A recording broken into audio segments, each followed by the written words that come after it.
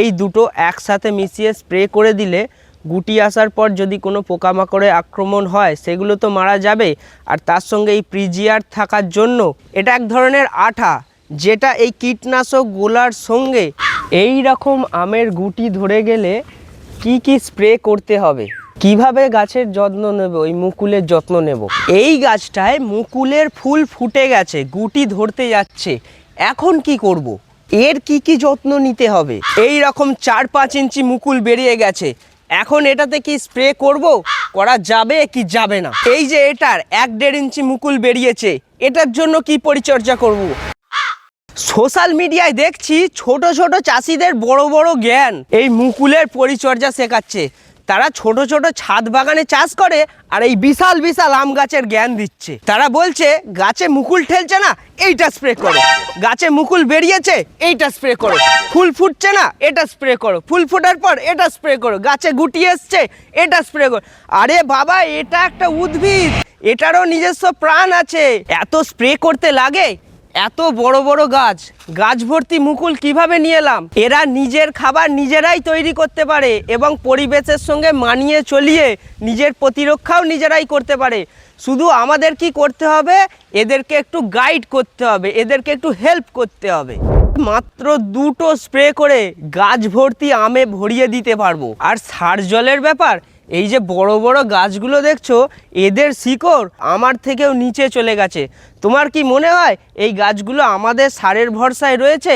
এরা নিজের খাবার আর জল নিজেই মাটি থেকে শুষে নিয়ে নিজেদের পরিচর্যা করতে পারবে। এই সব সার জল ছাদ বাগানে টবেই ঠিক আছে, সব গাছে ভর্তি মুকুল, এটা তো সত্যি। বিশ্বাস করো আর নাই করো, 2টো স্প্রে করব, গাছ আমাকে নিজেই ফল দেবে আর গাছ ভর্তি ফল দেবে। প্রথমত এই মুকুলগুলোকে যে সকল জিনিস বাইরে থেকে অ্যাটাক করে সেগুলোকে আটকাতে পারবো আমরা। সেটা কীট পতঙ্গের আক্রমণ হতে পারে, আবার ছত্রাকের আক্রমণও হতে পারে। কোন পোকায় আক্রমণ করছে সেটা জেনে আমার লাভ নেই, আমাকে কীট পতঙ্গ আটকাতে হবে মানেই আমাকে একটা স্প্রে করতে হবে। এই মুকুলটা দেখো 4-5 ইঞ্চির বেশি ফুটে গেছে, কিন্তু এর মধ্যে এখনো ফুল ফোটেনি। আবার এটা দেখো ফুল ফুটে গেছে। আর একটা জিনিস দেখাই, লক্ষ্য করো, এর উপরে একটা পোকা বসে আছে। এই পোকাগুলো হলো কালপ্রিট, এগুলোর জন্যই আমাদের কীটনাশক স্প্রে করতে হয়। এই কীট পতঙ্গগুলো এই মুকুলে বসবে আর রস শুষে খেয়ে মুকুলটার 12টা বাজিয়ে দেবে, একদম শুকিয়ে দেবে। এই রকম ফুল ফুটে যাওয়ার আগে পর্যন্ত আমাকে নজরে রাখতে হবে, থেমে যেতে হবে। এই রকম মুকুল ফুল ফোটার আগে, সেটা 2 ইঞ্চি হোক বা 6 ইঞ্চি, এখন একটা কীটনাশক স্প্রে করতে হবে।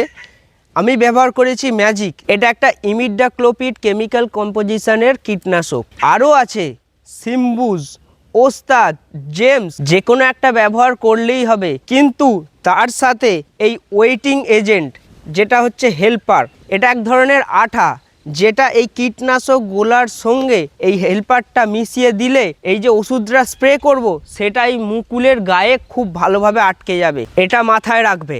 স্প্রে করার পর এবার তুমি নিশ্চিন্তে থাকো, কারণ এবার ফুল ফুটবে, মৌমাছিরা পরাগায়ন করবে, অন্যান্য উপকারী কীটপতঙ্গরা এসে পরাগায়ন করবে, ফুল থেকে গুটি ধরবে, আর কোনো চিন্তা নেই।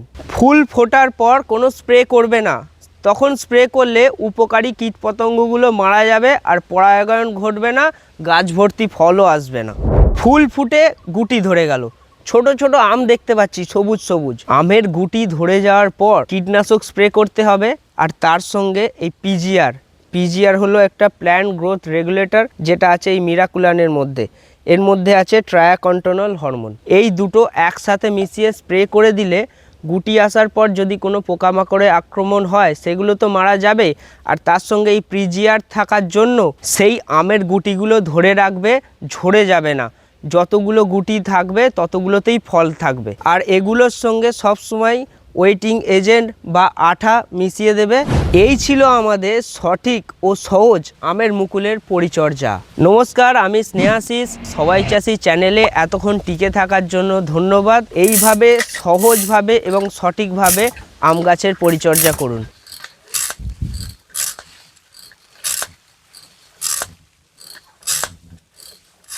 শেষের দিকে